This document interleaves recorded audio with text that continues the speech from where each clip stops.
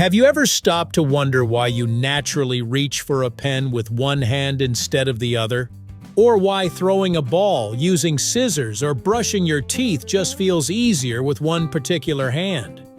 Most of us never think about it because it happens automatically. But this simple habit has fascinated scientists for centuries. Why are about 90% of people right-handed, while only around 10% are left-handed? Is it something we're born with, or does the world shape our preference as we grow up? Today, we're uncovering the surprising science and history behind one of the most familiar things about being human. So, why do we have dominant hands? Let's find out, right here, on History of Simple Things.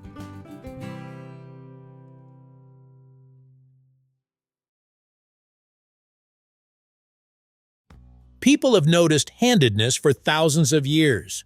Archaeologists studying prehistoric tools have found wear patterns suggesting that even early humans favored one hand over the other. Ancient cave paintings also reveal clues. Some hand stencils were made by placing one hand against a cave wall and spraying pigment with the other. Since most of these stencils are left hands, researchers believe many of those artists held the paint in their right hand.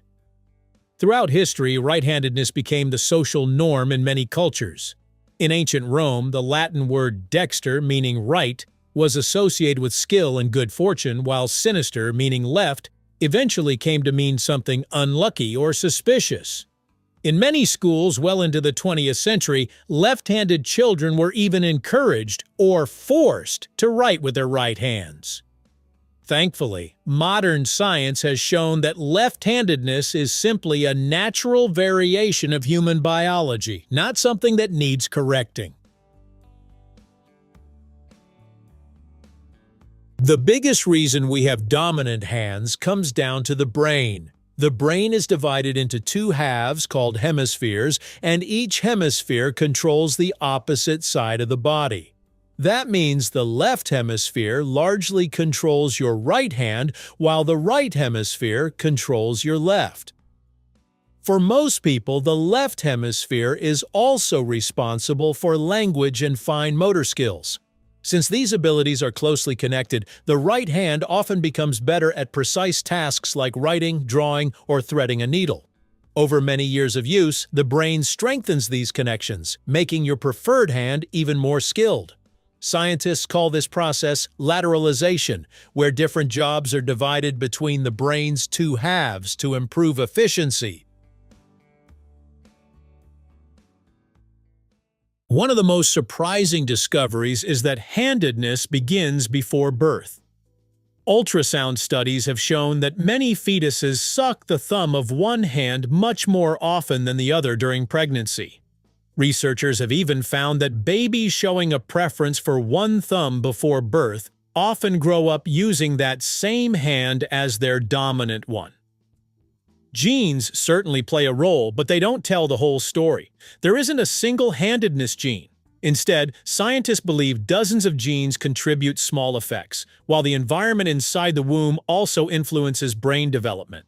That's why two identical twins, despite sharing nearly identical DNA, can sometimes end up with different dominant hands.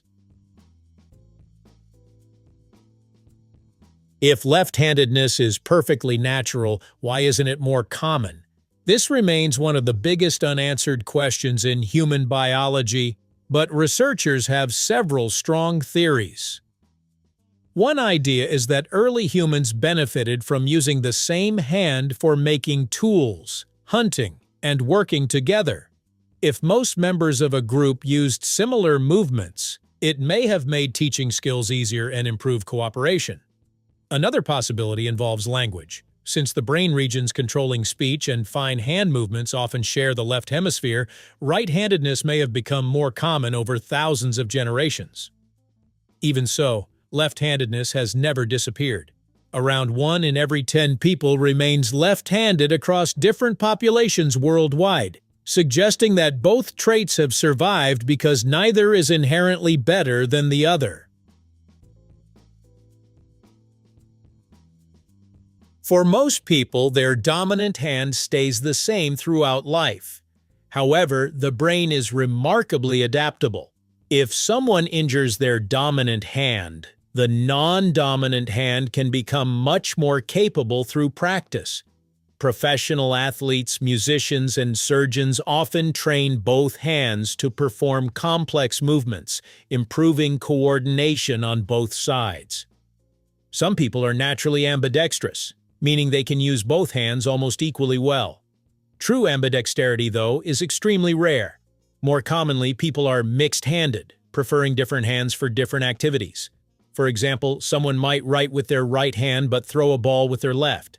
This shows that handedness isn't always an all-or-nothing trait, but exists on a spectrum.